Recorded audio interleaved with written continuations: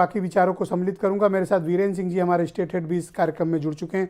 वीरेंद्र जी, बहुत शुक्रिया आपका। आज प्राइम मिनिस्टर ने राष्ट्रीय कार्यकारिणी जो भारतीय जनता पार्टी उसको एड्रेस किया, काफ़ी कुछ इंपॉर्टेंट बातें कहीं, आप उसको निश्चित तौर पर आपने उसे देखा होगा। मैं जानना चाहता हूं कि प्राइम मिनिस्टर की उस स्पीच के पश्चात अब भारतीय जनता पार्टी के जो वर्कर्स हैं, पार्टी की जो कार्यशैली है और जो नीतियाँ हैं, इसमें कुछ बदलाव आएगा? देखिए, बीजेपी धीरे धीरे अल्पसंख्यक वर्ग के बीच वोट पाने की कोशिश कर रही है और सबका साथ सबका विकास का जो नारा था उसमें मुसलमान अपने आप को अलग पाता था। अब शायद बीजेपी का कुछ उधर ध्यान गया है, लेकिन आज जेपी नड्डा को 1 साल का कार्यकाल दिया गया। हिमाचल में बीजेपी हार गई, नड्डा वहाँ से आते हैं, उसके बावजूद नड्डा को 1 साल का विस्तार मिला। ये साफ है कि बीजेपी में कोई अध्यक्ष बने, कोई किसी पद पर रहे, लेकिन चेहरा मोदी का ही चलता है और मोदी के नाम पर ही वोट मिलता है। तो मोदी की जो लोकप्रियता है वो कुछ कारण उसके पीछे बड़े प्रारंभिक रहे, जैसे परिवारवाद का, चाहे वो मुख्यमंत्री रहे चाहे वो प्रधानमंत्री रहे, इन चीज़ों को उन्होंने अपने ऊपर कभी लगने नहीं दिया। वो अपने परिवार, उनकी सियासत से दूर रहा और इसी यही वजह है कि उनको उनके ऊपर हिंदुस्तान की जनता का भरोसा ज़्यादा है और इसका बीजेपी को फ़ायदा भी मिलता है। दूसरी ओर अगर आप देखिए तो विपक्ष की एकता कहीं दिखाई तो पड़ नहीं रही है। राहुल गांधी अलग बुलाते हैं लोगों को, तेलंगाना में अलग बुलाया जाता है लोगों को, और बिहार से भी सूचना आ रही कि कुछ गड़बड़ा सकता है मामला। तो जब विपक्ष में कोई एकता नहीं है और बीजेपी के पास मोदी जैसी लीडरशिप है, तो स्वाभाविक है कि 2024 का जो चुनाव होगा वो मोदी बनाम अदर होगा, अन्य के नाम से होगा।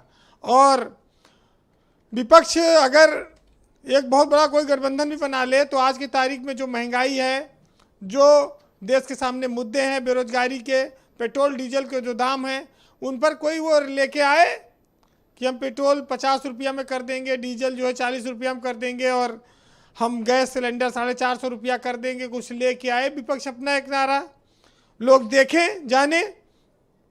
अन्यथा उत्तर प्रदेश में अगर आप देखेंगे तो यूपी में मायावती ने अलग चलने का ऐलान कर दिया।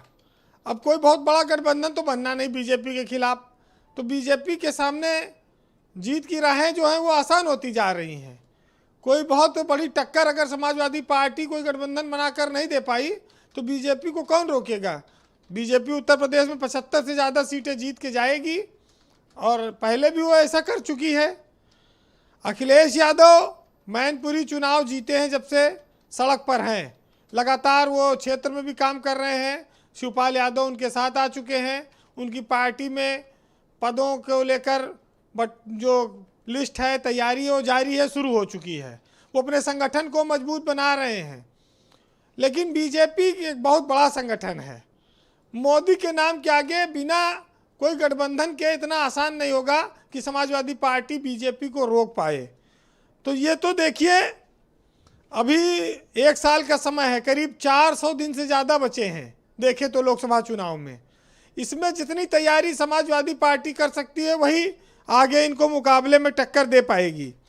लेकिन बात आई पसमानदा समाज की, बोहरा समाज की, और जो तमाम ऐसे लोग हैं जिनको टारगेट का अभी तक किया जाता था, कहते थे, अब उनके प्रति बीजेपी में आज पीएम ने एक सॉफ्ट कॉर्नर दिखाया, एक संदेश दिया कि ये हमसे अलग नहीं है।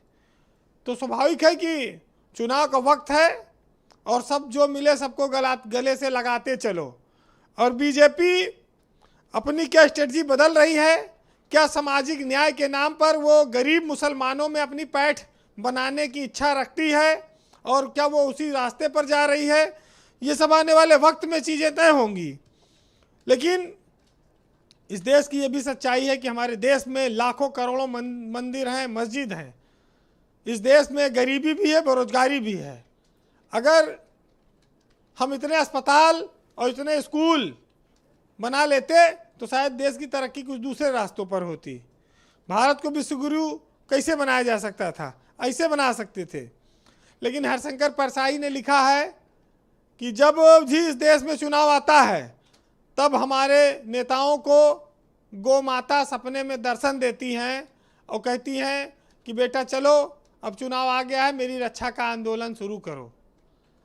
तो अभी तो सीए है, ट्रिपल तलाक है, हिंदू मुसलमान है, ये सब मुद्दे फिर आएंगे चुनाव में।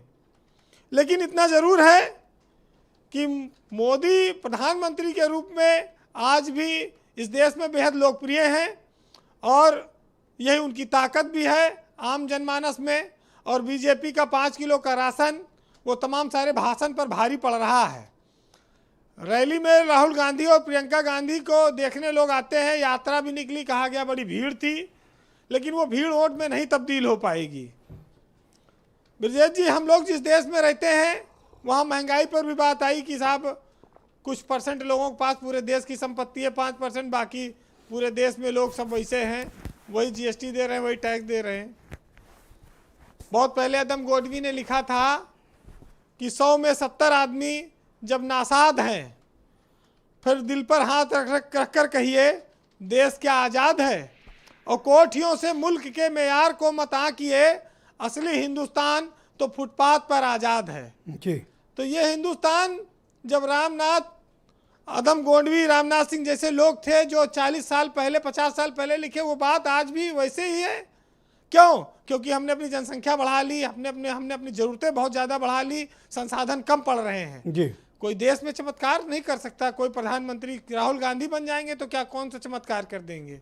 मोदी सब लोगों ने उम्मीदें की थी। बहुत सारे लोग अब वो जो 2014 में मोदी को देखते थे उस रूप में शायद नहीं देखते, लेकिन अभी मोदी को हराने की क्षमता विपक्ष में अभी कोई ऐसा नेता है नहीं दिखता जो उनको रोके। बहरहाल बीजेपी के पास एक बहुत बड़ा हथियार है। उस हथियार को आप इन लाइनों में सुनिएगा कि सच को पर्दे में रखो, झूठ को नंगा कर दो, यार चुनाव आ रहा है फिर कोई दंगा कर दो। चलो किसी घटना पर कड़ी निंदा की जाए, चलो अब किसी के सर की टोपी को तिरंगा कर दो, और ज़्यादा कुछ नहीं करना है, पुराने वादों को नया करना है, उड़ान को सस्ती कर दो, भूख को महंगा कर दो। बहुत शुक्रिया।